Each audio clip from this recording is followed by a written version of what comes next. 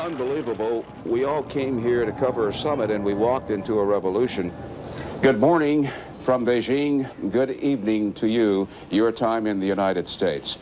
If I sound out of breath, it's because I've come down in an elevator and I have run to the CNN anchor position. I went to Beijing to cover a very important summit. The Chinese and the Russians finally were going to do something about this rift between them. Protesting students literally stole the stage out from under Gorbachev. Thousands of protesters remain camped in Beijing's downtown Tiananmen Square, demanding democracy and vowing to stay put through the Gorbachev visit. This situation just deteriorated in the square to the point that the Chinese leadership decided that they were going to crack heads and clear the square. Then came word that troops were massing on the outskirts of Beijing. The mood grew sullen. Protesters began to mass around the perimeter of the square. The government then went on public address systems to say continued demonstrations were illegal. At this time, the government... You kept saying, what's going to happen next? What's going to happen next? And the Chinese were watching us, and the Chinese didn't like the coverage. Here in Beijing, the People's Liberation Army, blocked by the people. The troops cannot move to clear Tiananmen Square. Chinese government saw the demonstrations. I think it scared them, because they realized that suddenly there was this open spigot of information on CNN, and it was flowing out to the West. They looked to the media as part of the problem. We were just told by the government of China that about 58 minutes from now, the government will pull the plug on all transmissions out of this nation. That is why we're rushing to get our report on the air to you. We had lookouts posted a couple blocks away from the hotel because we wanted the earliest possible warning. If they saw troops moving towards our hotel, they would be coming for us. We knew that. Instead, they sent 2 civilians into our control room. I'm being told that the government officials are coming into the CNN control room now. The mandate was do whatever it takes, do what you can to try to stay on the air. You have him call us. Somebody started shooting it. What was going on, this negotiation between the Chinese officials and our producer, Alec, and me in Atlanta. That we require a letter. Is that our company's policy, correct? They popped my boss, Jade Maxwell, on the air. Yes, Alec, we'd like it in writing as to why we are being asked to pull this lease down now. Why we are being asked to be... I told Alec, I will not stop the transmission unless they withdraw the permission in writing. Could you hear that, sir? That was the only thing I could think of at that point. So all we were requesting is the same thing we requested to get in here. It's a letter. I'm known to speak like a truck driver on occasions. It made me speak in a much more hesitant fashion than I would normally do because I couldn't use the breadth of my vocabulary. We asked for permission to be here, and if you're revoking that permission early, just send us a letter and we will be perfectly willing to comply. We normally do our fighting off camera. This time we were arguing for our broadcasting rights in front of the world. This gentleman is writing a letter to us. He's explaining...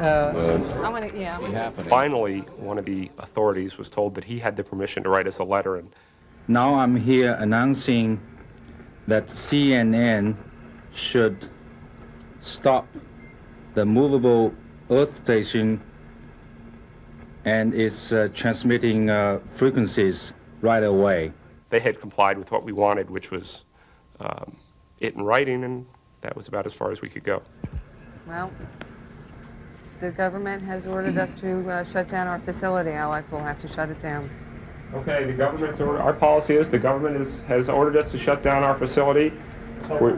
We are shutting down our facility. They had the presence of mind to ask them if it was okay for our anchors and reporters to sign off. That's the story to the moment. For all of the hardworking men and women of CNN, goodbye from Beijing. Can you imagine federal marshals storming into a newsroom telling you to stop broadcasting?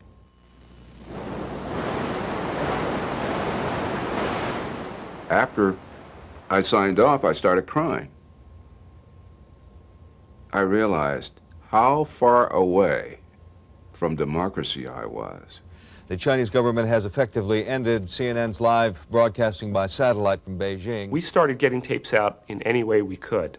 The nation is now facing a choice to live or to die. We would go to the airport and beg tourists, please, can you take this videotape out with you? We are afraid of nothing, neither shedding blood, nor giving our lives, nor anything. People who lived in China really knew the danger that they were facing in taking this tape and putting it in their suitcase and taking it out.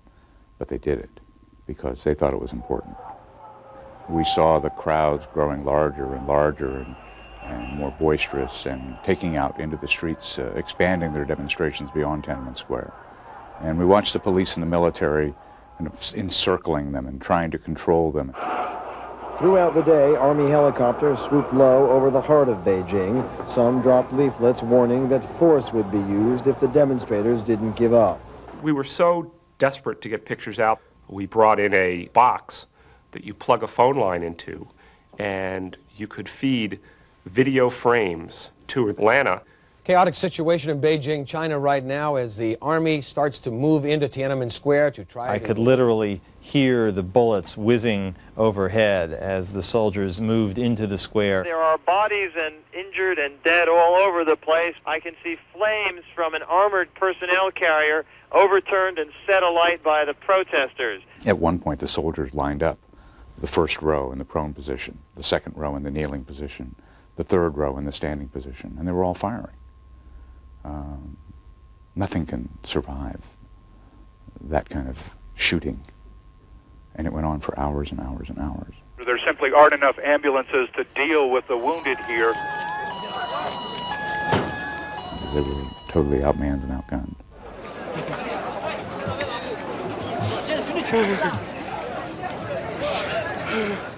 The images from the spring of 1989 remain some of the most powerful to have ever been on a television screen. The world witnessed a daring act by one man, armed with only courage, standing in the middle of the street, facing more than a dozen tanks bearing down on him.